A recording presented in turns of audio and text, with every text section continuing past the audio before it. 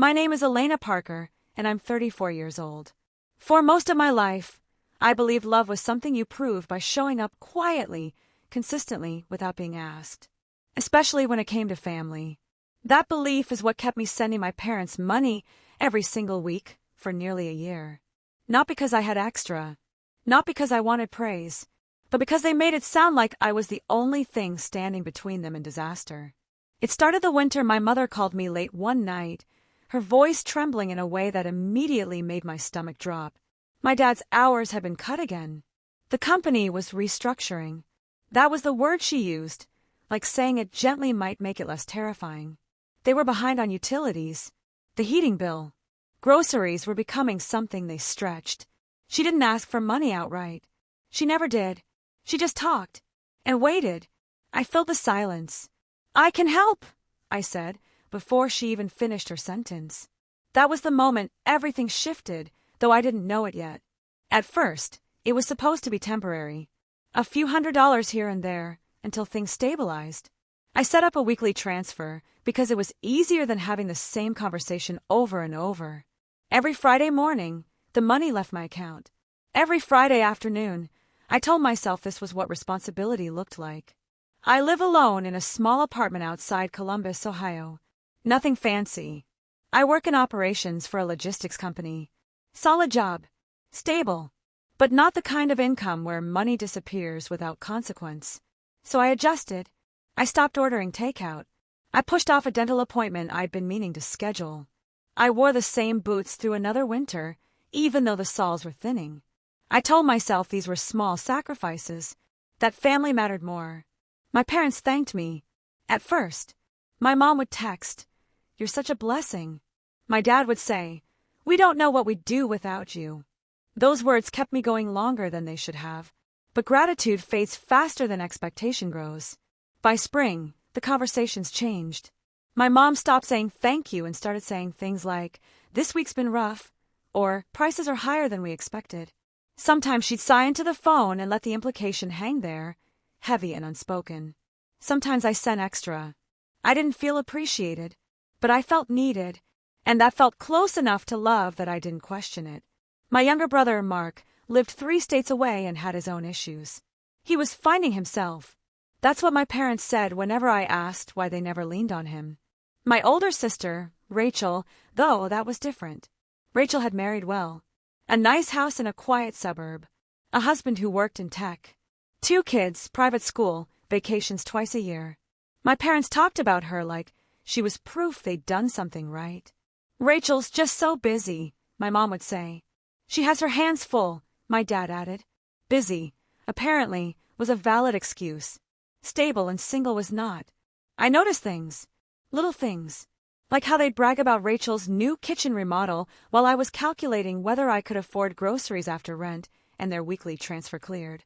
Or how my mom would casually mention money problems to me but never to her. Still, I didn't say anything. Because I wasn't doing this to keep score. I was doing it because I believed if I stopped, everything would fall apart.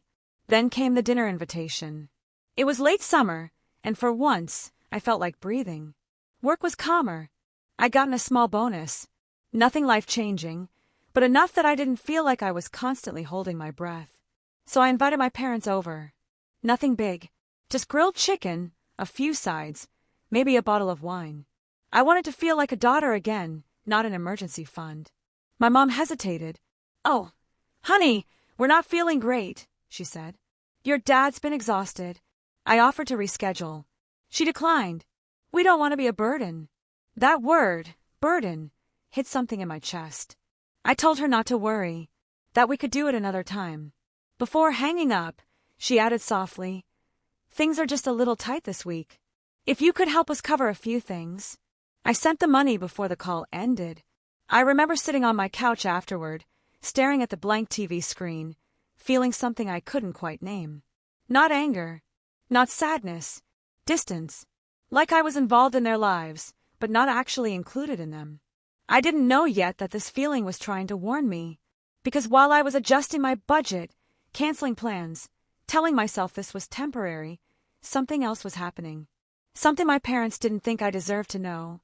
And the moment I found out would change the way I understood my family forever. The following week, I noticed subtle changes in how my parents spoke to me. Not dramatic, not angry, just different. The warmth I had always associated with family had thinned, replaced by polite obligation. I called my mom one evening to check in. Her voice was bright, but it felt rehearsed. "Oh, Elena, we're doing fine. Just busy with errands and, well, you know, the usual," she said. I caught a flicker in her tone, something she wasn't saying aloud. "Busy with what?" I asked, trying to sound casual. "Oh, nothing important," she replied quickly, then added, "How's work?" It felt like a curtain had dropped between us. A thin, almost invisible wall that hadn't been there before. I shrugged it off, telling myself I was overthinking. But my gut said otherwise. Then came the small signs, almost too subtle to notice at first. My parents would casually mention Rachel's accomplishments, a promotion, a fancy dinner, a weekend getaway. They spoke as if I was not supposed to be there, as if I were merely an observer in the life they preferred to celebrate. One Friday, I got a text from my father, casual, almost offhand. "Hope you're enjoying your weekend. We're heading out to visit Rachel for a few days." I froze. The timing felt off. "Heading out? For a few days?" I replied, confused. "Yes," came his short response. "See you when we get back." My fingers hovered over the phone. I asked, "Did you mention this to Mom earlier?" "Nope," he replied. That small message hit me harder than I expected. $600 of mine had already gone into their account that week.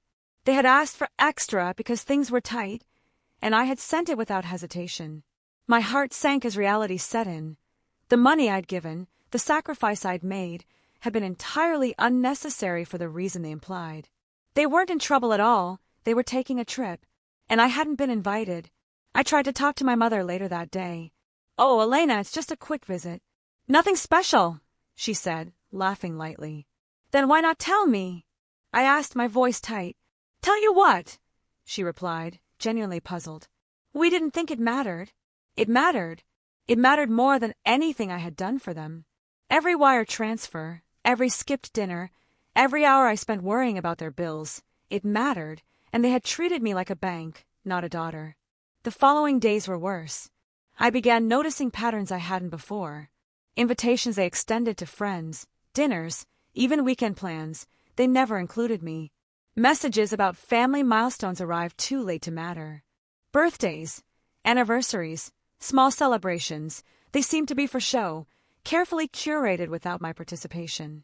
It wasn't just exclusion, it was intentional invisibility. And it stung worse than any argument could have. By the middle of the week, I realized I was holding myself accountable for their choices. I had convinced myself that sacrificing my comfort, my financial stability, and my energy was worth it if it kept them afloat. But it hadn't. It wasn't appreciation I'd earned, it was manipulation. I was invisible in every meaningful moment, yet expected to be financially present in every trivial one. The tipping point came when my neighbor, Mr. Thompson, mentioned casually while I watered my small balcony garden, "I saw your parents on the lake last weekend. Didn't think they were leaving town." Lake. Weekend. My parents had been gone for 3 full days, enjoying what looked to me like a perfect getaway with my sister and her family. And during that entire time, they had asked me to cover their tight week expenses. My jaw went numb, my hands gripping the railing so hard my knuckles turned white. I wanted to call them immediately, to scream, to demand an explanation. But something inside me held back. I didn't want an argument. I wanted the truth. And the truth, it seemed, wasn't coming voluntarily. That night, I sat on my couch staring at the ceiling, replaying every moment of the past year. Every call, every request, every quiet insistence that I help when help wasn't needed. Every skipped lunch with friends, every postponed purchase, every sense of pride I had built in doing the right thing, it all felt tainted. It was betrayal, plain and simple. And betrayal that came not from someone outside, but from the people who were supposed to love me unconditionally. By the end of the week, I made a decision. I would confront them, calmly, clearly and firmly, but I would also protect myself. The transfers would stop immediately. I would not allow myself to continue as a silent participant in a family that didn't see me as family at all. The first step was small but necessary. I disabled the automatic weekly payment that had become a ritual. My stomach twisted as I hit confirm. Every notification ping from my bank, every confirmation email, it was a small, private act of rebellion, but it felt like reclaiming a piece of my dignity. For the first time in months, I felt a flicker of control, a flicker of clarity. I was still the same daughter, the same person who cared, who sacrificed, but I would not let that sacrifice define my worth in their eyes. The following morning, I drafted a message to my parents. I didn't send it immediately. I just wrote, "I know you went on your trip. I sent money for things you didn't need. I want to understand why I wasn't included and why the truth wasn't shared. I love you, but I cannot continue like this." Reading it over, I felt a weight lift slightly, as if acknowledging the injustice out loud, if only to myself, was the first real step toward regaining some sense of self. That night, I went to bed staring at the ceiling again, but this time, the feeling was different. It was still heavy, yes, but it was edged with determination. I wasn't going to let this define my relationship with my parents any longer. I would confront them, and when I did, I would do it not in anger but in truth. Because truth is what they had refused to give me. The next Saturday, I decided to visit my parents. I needed to see the truth with my own eyes. Not through texts, not through half-hearted explanations. I needed to confront the reality of how invisible I had become. Driving up to their house, I felt a mix of anxiety and resolve. The neighborhood looked exactly as it always did. Neatly trimmed lawns, kids riding bikes down the street, neighbors chatting casually. Everything was normal on the outside. Everything looked like a postcard, except I knew better. Their car wasn't in the driveway. That was the first clue. My heart sank a little, but I shrugged it off. Maybe they had errands. Maybe they were visiting Rachel. I reminded myself, it didn't matter. I was ready. I rang the doorbell. My mother opened it, smiling in that practiced, effortless way that made my stomach twist. "Oh, Elena! What a surprise!" she said cheerfully. "Hi, Mom," I said, stepping inside. "I wanted to stop by and talk." "Of course, come in, come in. We were just tidying up a bit," she replied, glancing toward the kitchen where my father was arranging plates on the counter. Everything looked spotless. Too spotless. Fresh flowers on the table. A suitcase partially unpacked near the stairs. The kind of image you'd see in a lifestyle magazine. Perfect family, perfect home, perfect weekend. I took a deep breath. "So how was the trip?" I asked, keeping my voice calm. Her smile faltered for a fraction of a second. "Trip? What trip?" I froze, staring at her. "The trip with Rachel," I said slowly. "The weekend getaway. You didn't need money for medicine because you were already gone. You lied to me." Her smile tightened, eyes narrowing just enough to make me uncomfortable. "Elena, you're being dramatic. We didn't lie. We just didn't tell you everything." I laughed, not a real laugh, more a sharp, humorless exhale. "You didn't tell me everything. You asked me for money for things you didn't need while you were on a vacation. That's not forgetting to tell me, Mom. That's deceit." My father stepped forward, crossing his arms in that familiar, intimidating stance he always used when I was younger and he was displeased. "Watch your tone," he said flatly. I looked between them, my stomach tightening, but my voice stayed steady. "My tone. You lied. You asked for money under false pretenses. That's what I'm upset about." For a moment, there was silence. A thick, suffocating quiet. Then my mother sighed, long and heavy, like I was exhausting her with something that shouldn't matter. "Why does everything have to be about money with you?" she asked, voice tinged with frustration. I stared at her, letting the words sink in. "It's not about money. It's about respect. About honesty. About not being treated like I'm invisible." The tension was electric. Their faces didn't change. They didn't apologize. They didn't even seem surprised that I had figured it out. They just expected me to accept it and move on. I reached for my phone and opened the banking app. Every automatic transfer I had set up for the past year was there. I scrolled quickly and, right in front of them, canceled each one. "What are you doing?" my mother demanded, her voice rising. "Stopping the payments," I said calmly. "I'm done being taken for granted." Her face went pale, lips pressed into a thin line. "Elena, don't be like this. You know we need." Need what? I cut her off. You went on a trip. With Rachel. Using my money. That's what you need. Not honesty, not respect. Just my wallet. My father shifted uncomfortably, but said nothing. The air was heavy with unspoken truths. I realized that for the first time in my life, I wasn't afraid of standing up to them. And that's when the first cracks of real confrontation appeared. Rachel, who had apparently returned from the trip earlier than expected, walked in without knocking. Her eyes widened when she saw me standing there, phone in hand. "What's going on?" she asked, voice sharp. I didn't answer. I just gestured toward the phone, the cancel transfers. Her expression shifted from confusion to anger in an instant. "You're really doing this?" "Cutting them off," she said, stepping closer, her voice rising. "You're being ridiculous. We're family." I stayed calm, letting the tension hang. "Family doesn't ask for help while lying to me," I said. "Family doesn't exclude me while taking my sacrifices for granted." Her hands went up in exasperation. "You think you're the only one who gives? You're overreacting." The confrontation was escalating fast.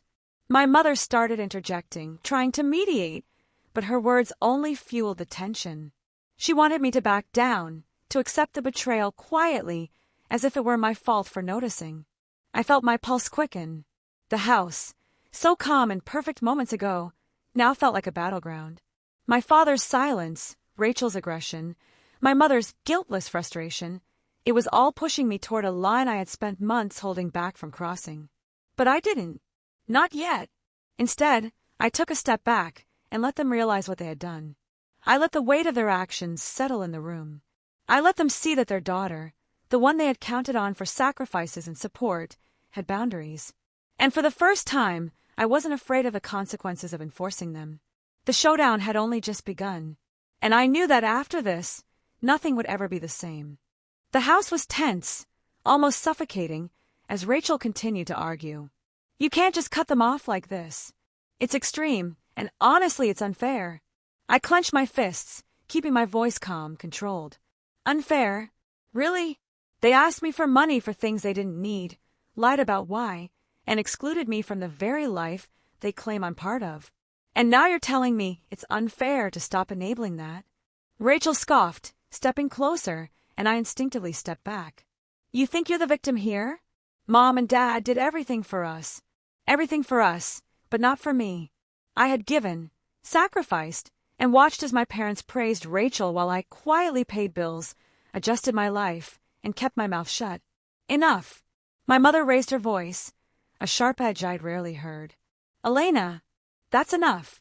You're being dramatic. You're tearing this family apart." I stared at her, unflinching. "No, I'm just finally seeing it for what it is." Rachel huffed and rolled her eyes, turning to my father. "Dad, seriously, can't you control her? She's overreacting." My father's jaw tightened. He opened his mouth, then paused, as if weighing whether to intervene. That pause was enough. Enough for me to realize something critical. They weren't going to defend me. Not now, not ever. They had chosen the side of convenience, of denial, of favoritism. And that realization was heavy. Before the words could settle, Rachel's husband, David, stepped forward, placing himself between me and her. "This is ridiculous. You're harassing my wife." "Step aside," he said, voice firm, chest puffed out. I met his gaze steadily. "I'm not harassing anyone. I'm demanding respect." "That's different." David didn't move. Rachel's hands flailed, gesturing wildly, but it was clear he was ready to escalate. And that was the moment the confrontation shifted from emotional to physical. He stepped closer, his posture aggressive. "You think you can talk to my wife like that?" I felt a surge of adrenaline, a protective instinct kicking in. I didn't flinch, but my body was ready. This wasn't just about money anymore. This was about boundaries, about standing my ground in the only home I could truly claim, my own life. David jabbed a finger toward me, or maybe toward Ethan, who had been standing silently in the background until now.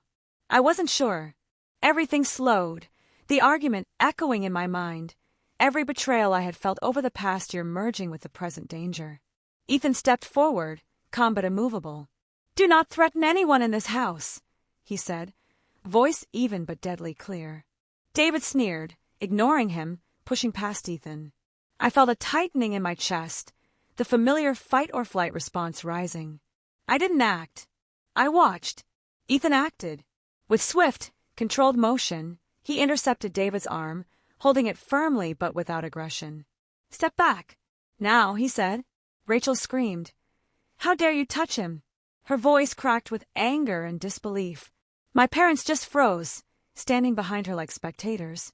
I felt something inside me shift completely. For years, I had allowed myself to be invisible, pliable, a silent participant. But now, witnessing this chaos, I realized something crucial. My role in their family had always been voluntary, but my boundaries were non-negotiable. David lunged again, and Ethan met the movement with another controlled block. My heart pounded, so hard it felt like it could lift me off the ground. Time slowed as the room became a storm of shouting, scrambling furniture, and wild gesticulations. And then silence. David hit the floor hard. Ethan stood over him, chest heaving but composed. "Leave," he said, voice low, unwavering. "And don't come back." Rachel ran to David, furious, glaring at me like all of this was my fault. "You're dead to us," she hissed. "You hear me? Dead." I looked past her at my parents. They said nothing. Not a word to stop her. Not a word to defend me. Their silence spoke louder than any apology ever could. They had chosen sides, not based on love, not based on fairness, but based on convenience and denial. I felt a calmness settle over me, a stark contrast to the storm that had just occurred. I wasn't shaking anymore. I wasn't afraid. I had boundaries, allies, and clarity. I had done everything I could to prove my care, my love, my sacrifice. And now, it was no longer my burden. Ethan stepped beside me, grounding me, his presence a reminder that support could come from someone who truly saw me. My parents finally stirred. My mother opened her mouth, then closed it. My father's face was pale, his jaw tight, eyes darting as if looking for an escape route from reality. I didn't speak. I didn't need to. The house had spoken for itself. Their choices, their betrayal, their silence, they had all been made visible in one chaotic afternoon. By the time the room settled, Rachel and David had left in a storm of curses and slammed doors. My parents lingered a moment, hesitant, unsure, then retreated to the kitchen, pretending the confrontation hadn't happened. I sank onto the couch, exhausted, my limbs trembling, but in a different way, less from fear, more from release. The tension that had been building for months had finally erupted, and with it, a strange, liberating clarity. I looked at Ethan. "Are you okay?" he asked softly. I nodded, a small smile forming. "Yes. For the first time, I feel like I'm done paying for a role I never agreed to." It was over, at least the confrontation was. What remained was silence, permanent and earned, but it no longer felt heavy. It felt just. The house was quiet after they left, an eerie kind of quiet that doesn't feel empty, it feels deliberate.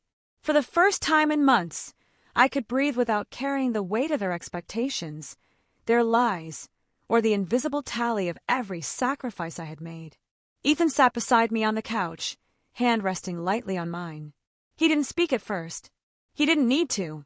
I could feel his support, steady and unwavering. I leaned back, eyes closed, letting the adrenaline ebb and leaving only a strange, liberating calm. I thought about the year I had spent sending money every week, about the late nights counting bills, the skipped dinners with friends, the postponed personal plans. I thought about every time I had told myself, this is what a good daughter does, only to realize the truth.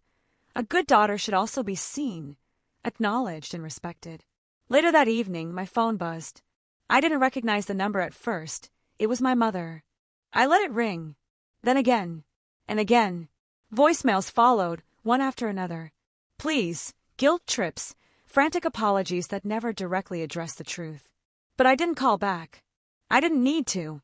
I had taken back my power, and now they had to face the consequences of their choices. The next few days were filled with more of the same. My father texted, asking to talk things over. My mother sent flowers with a card that read, "We love you. Please forgive us." Rachel called once, a mix of anger and disbelief in her voice. I didn't answer. It wasn't cruelty. It was self-preservation. For the first time, I realized that love without respect is not love, it's exploitation. And I refused to participate. Then came a surprising turn. A week after the confrontation, I ran into Mr. Thompson, my elderly neighbor, while checking my mail. He looked at me, eyebrows raised. "You really stirred things up, didn't you?" he said gently. I laughed lightly, the sound unfamiliar even to me. "Yeah, I guess I did." He shook his head, smiling faintly. "Good for you. They were taking advantage of you." Took a while, but looks like someone finally stood up for themselves. I nodded, feeling a warmth I hadn't felt in a long time, not from family, but from someone who simply saw me. Later that week, I received an unexpected message. Rachel had called my parents after being grounded by David, furious over how things had escalated. She refused to give them any money, insisted they apologize to me, and demanded explanations they couldn't give. For the first time, my parents faced real consequences. Not from me, because I had already set boundaries, but from someone they had counted on to maintain the illusion of family compliance. I felt a quiet satisfaction, but not the satisfaction of revenge. It was more profound than that. It was relief, closure, a sense that justice, subtle as it might be, had finally arrived. That weekend, I sat on my balcony, coffee in hand, watching the neighborhood wake up. The world hadn't changed. The streets were the same, kids still played, dogs still barked. But my world had changed. I had changed. I no longer felt the pressure to be everything for everyone. I had finally learned that giving endlessly without recognition is not love, it's vulnerability exploited. And I wasn't going to allow that anymore. Ethan came out, settling beside me with a smile. "You okay?" he asked softly. I leaned against him, letting the warmth of his presence remind me that family isn't always blood. Sometimes family is the people who see you, who respect you, who stand with you. "I am now," I said quietly. "I finally feel like myself again. Free from all of it." The week passed with silence from my parents, a silence I welcomed. No guilt trips, no half-hearted explanations, no subtle pressures. Just quiet. For the first time, the quiet wasn't suffocating, it was restorative. By the end of the week, I had deleted their contact information from my phone, not out of spite, but as a protective measure. I didn't need constant reminders of betrayal. I needed space, clarity, and peace. And for the first time in a long time, I felt like I had all three. Weeks passed, and the quiet remained. My parents didn't call. Rachel didn't text. The world outside my apartment moved on, oblivious to the storm that had shaken my family. But inside me, something profound had shifted. I realized I didn't need their validation anymore. Not for my worth, not for my efforts, not for my love. I had spent so long bending myself to fit into a family that never truly saw me, and in doing so, I had nearly lost sight of who I was. Ethan and I sat on the balcony one Sunday morning, sunlight spilling over the city streets below. "You look lighter," he said quietly, sipping his coffee. I smiled. "I feel lighter," I admitted. "Like a weight I didn't know I was carrying has finally been lifted." He reached over, squeezing my hand. "You did the right thing. All of it. Standing up, setting boundaries. You didn't just protect yourself, you showed them what respect looks like." I let the words sink in. For years, I had equated love with sacrifice, with being taken for granted. But now I understood.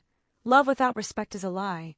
I had given, yes, but I had also demanded honesty, and I had reclaimed my life. That afternoon, I organized my finances, a symbolic gesture of reclaiming control. Every wire, every bill, every account felt like a marker of my independence. I wasn't just canceling payments, I was building boundaries, brick by brick.